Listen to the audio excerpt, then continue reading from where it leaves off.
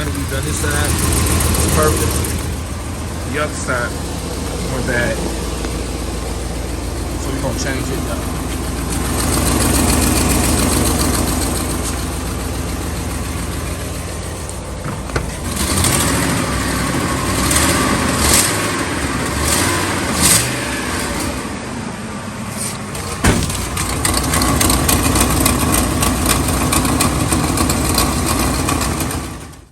Guys, you see it's smoking.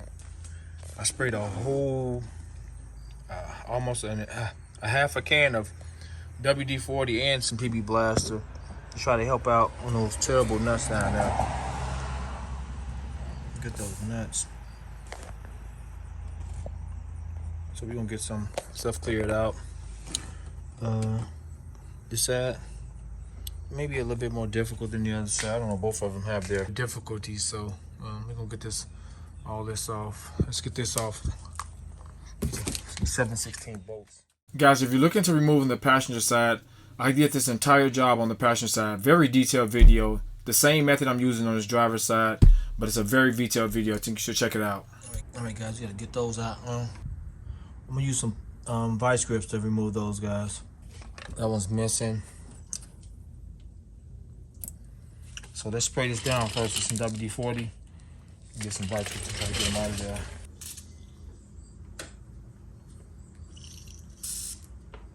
$7.30 I fits better.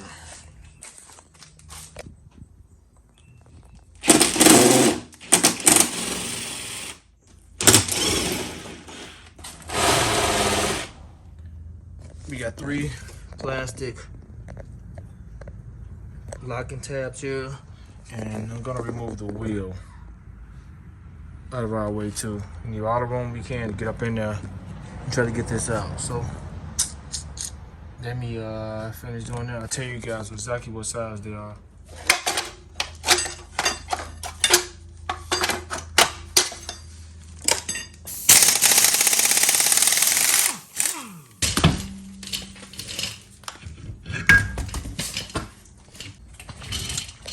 Guys, this has rust, a lot of rust on it, so I use a 12.716. Fits on that perfect. The next one we'll be getting is that one right there. All right, guys, this one is broken out, and I got these pulled out. So we're gonna pop this off, remove the cover. Last one. 7/16 12 point I'm using for this one, guys, because of the rust.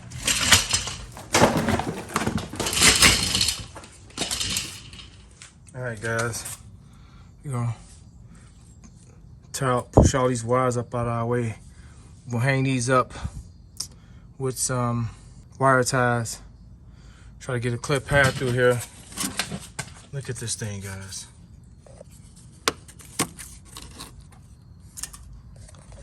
Look at that. Just awful. So I'm gonna get a wire brush and try to clean those bolts off. We may have to remove the motor mount, guys, again. So I'll get ready for that too. So I'm gonna get the wire brush, guys, and clean some of these threads off and see what happens. All right, guys, I use the wire brush on the drill, and I use the wire brush to remove some of the rust. And we're gonna see, guys. I can see the contour of the nut, guys, but I don't know. Worst case scenario, guys, I'm taking my plasma cutter and I'm cutting this stuff off in 2 seconds. We're not gonna be dealing with this. All right, guys, I got these extractor. It's a 13mm. It appears to be getting some bite on this.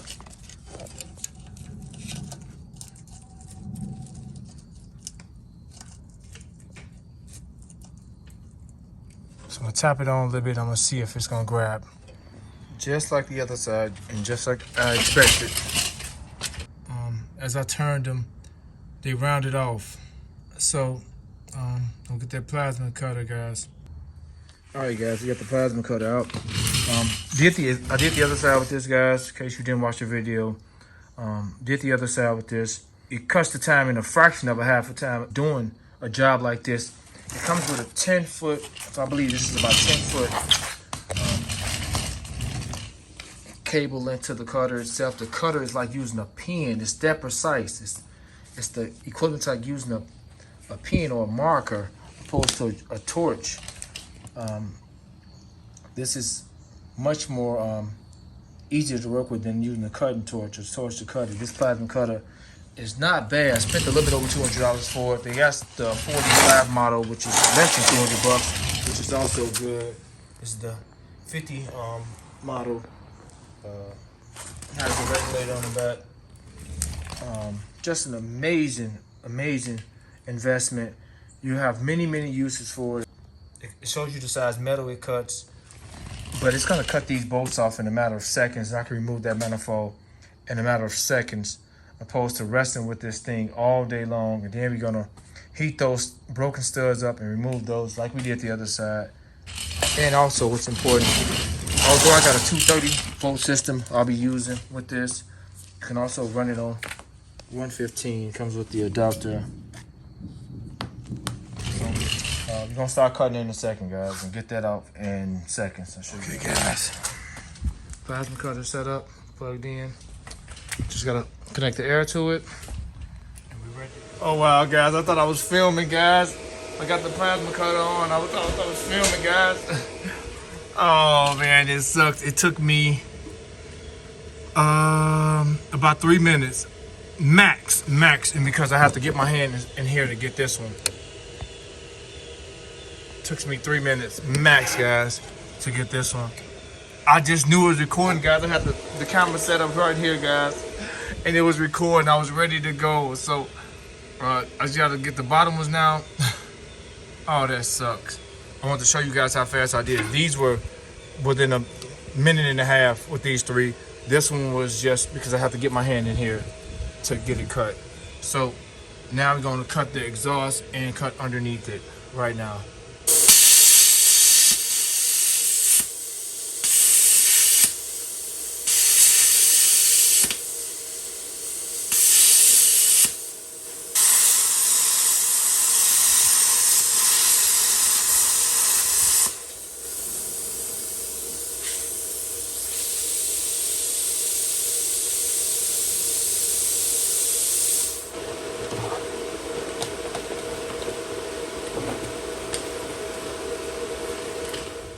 Guys, I cut the exhaust in like 0.2 seconds.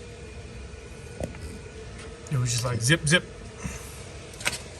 So, let me get the asms cut, guys. Like I said, I'm gonna cut this job in half by a fraction of the time it'll take to do it. Just gotta be careful with this plasma cutter. You gotta be well suited up because that metal becomes molten metal. This stuff's still smoking.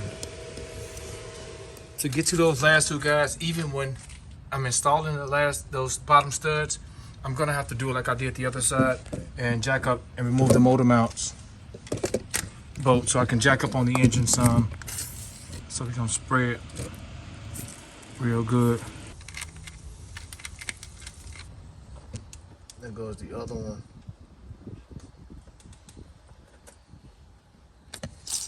Okay, guys, I got a 13/16 will work possibly, but a 20 millimeter will work going there perfectly. And I'm using, I cleaned it off with the drill and the wire brush.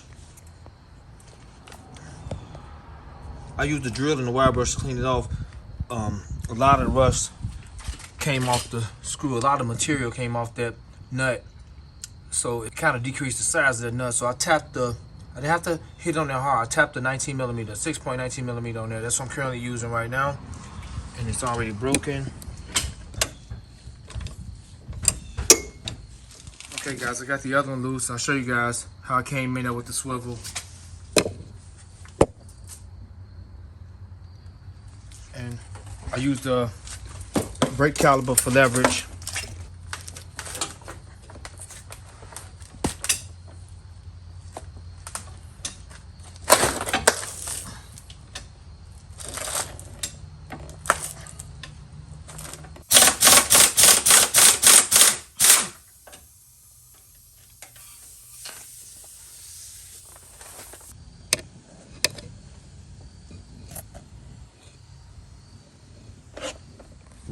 jacked up about maybe 3 or 4 inches. That was completely through. This was almost through. I'm right here.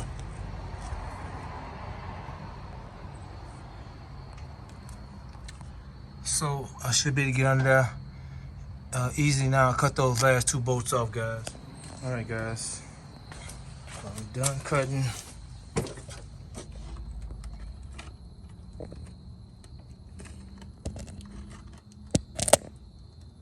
This spliced open.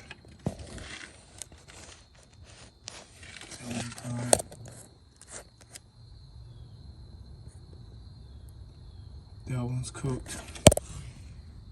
So I'm gonna get my grinder and grind it off, and this should pop off. All right, guys, we should be able to come off now.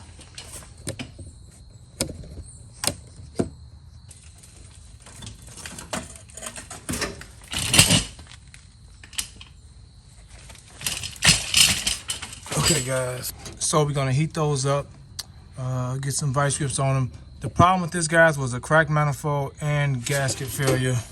I'm quite sure the gasket failure came from the crack in the manifold. So we're gonna get the torch, guys, and we're gonna heat these up and get the vice grip and turn them out.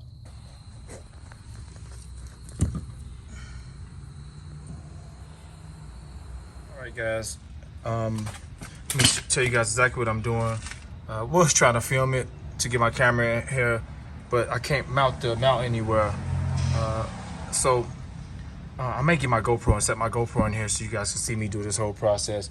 Using this torch, this is the best nozzle. I have a video for the passenger side, very detailed video for the passenger side as well on how to do this. But I'm using this torch, guys, just a map gas. This is the key here, this head here, this torch head here. I set it on each stud for approximately 3 minutes. It don't have to be red hot. So I take it off and I lock the vice grips on, and I just see if you guys can see this. I go back and forth with it. Let me get a better place of the light.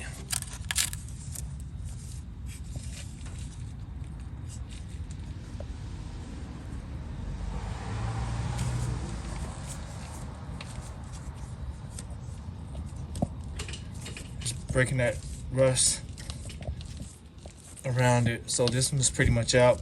And then I lock the small vice grips on it and I twist it out. So I'll try to get my GoPro and set it up here so you guys can see me do the rest of them. But that's pretty much the method to remove them. Heat them approximately 2 to 3 minutes with the torch. The goal is to break the rust here. The rust, this is where it catches at, guys. That rust creates a bond between the cylinder head and the stud, right at where it meets at, not in the inside at all. And when you remove the stud, you'll see how clear it is in the inside, how rust-free it is. This is what the goal. This is the way to aim the torch at. And I'll get some of that film for you guys. You aim it to break the bond here, not on the stud, but where the stud meets the cylinder head at. That's where it creates that bond at and stop it from coming out. Like I said, this is the slowest process of this entire job, and this is not slow at all. This is pretty quick, 2 to 3, maybe 5 minutes per stud. So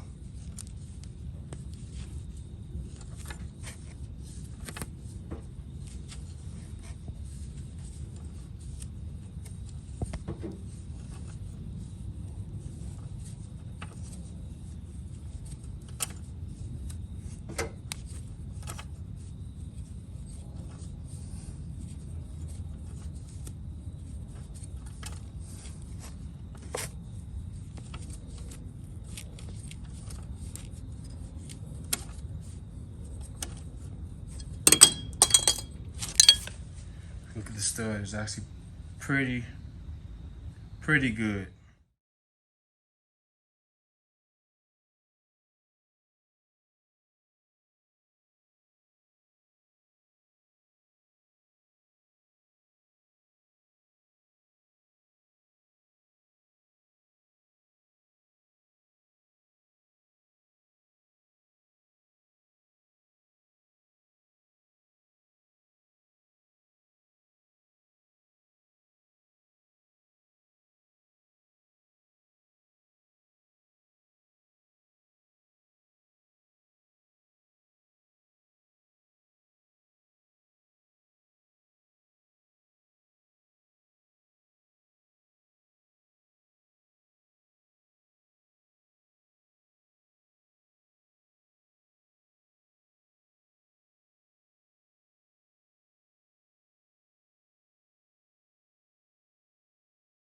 Alright guys, let's time this. We got these to go, so we're gonna time this real quick. We're gonna get these. We got 6 more to go. So let's see what the talk is right now. One steady motion. Got the Tahoe. 457. Be right back to see where we at, guys. Alright guys, completely done. Y'all out perfectly. All done. Let's see the time. Let's see the time. I just got through the last one. Let's see the time. Oh man, where the key at? Gotta get the key, gotta get the key. All in one motion.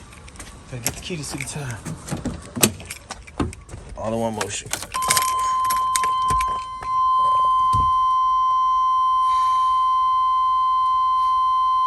$5:27. We're done. Let's assemble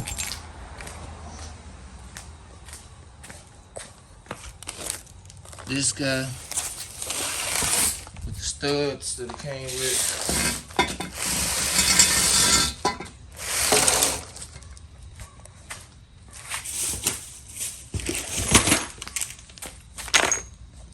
Under the studs. Gasket.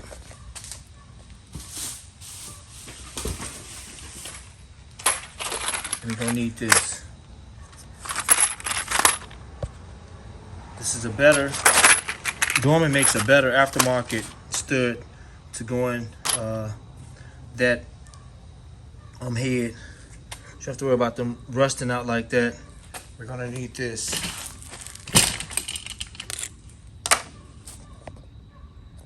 The first thing we're gonna do, we're gonna thread these studs into the manifold itself.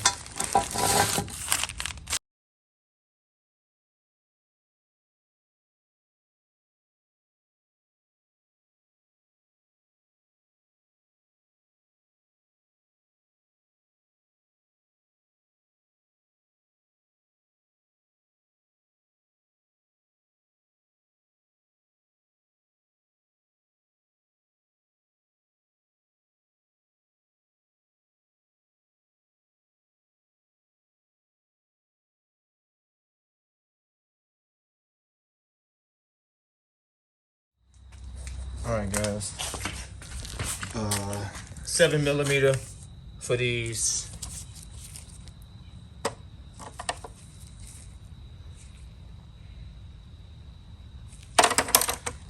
To tighten these down, I got the anti-seize on them, as you guys seen.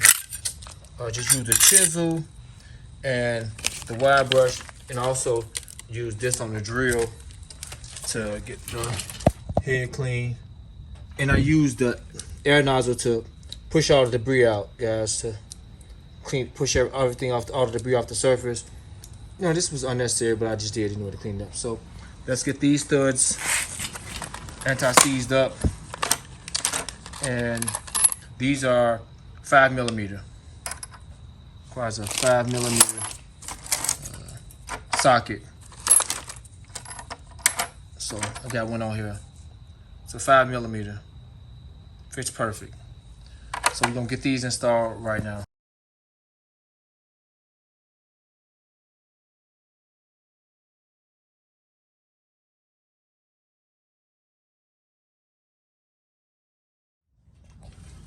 Okay guys, to move the dipstick, you have to move the dipstick to get the gasket on. It's a 10mm bolt there. Unless you put the gasket up before you put the studs up, you're gonna have to remove the dipstick to get that. So it's a 10mm there. So let me get this on here now.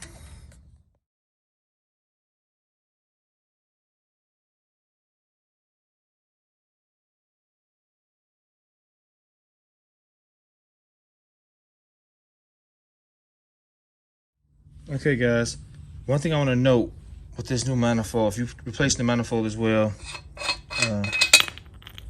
this is loose, so you want to tighten this down. No washer or anything required. Has a large AN fitting on it, so it should seal perfectly. I'm gonna tighten it up. Use an adjustable wrench. Looks like a 1 1/16 size. Let me see what size it is. Okay, guys, it's 1 1/4 wrench. Tighten. All you do is tighten the top one down. The other one will be perfect.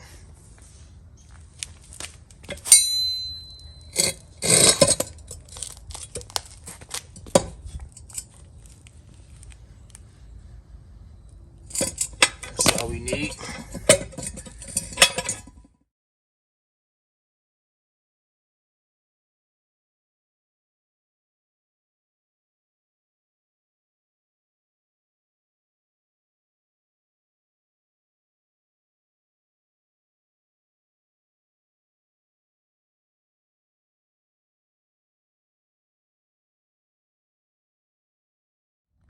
Okay, guys, I got the GoPro recording here, but to show you guys an idea, I used a long crowbar to compress down on the pipe to allow all of them to go on perfectly.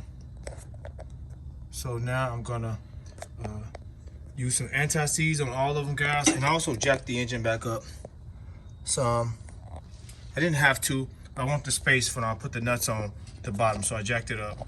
All right, guys, I'm getting all of these from under here using a short extension, 1/2 inch deep well socket. I had the torque specs up in a second, but as long as the engine jacked up, you can get them like this. I laid on the creeper to get the bottom, so to screw them up by hand. Then tighten them up now. So let me finish up. Just trying to make sure I note everything. All right, guys, it's time for a startup. Since we got everything together.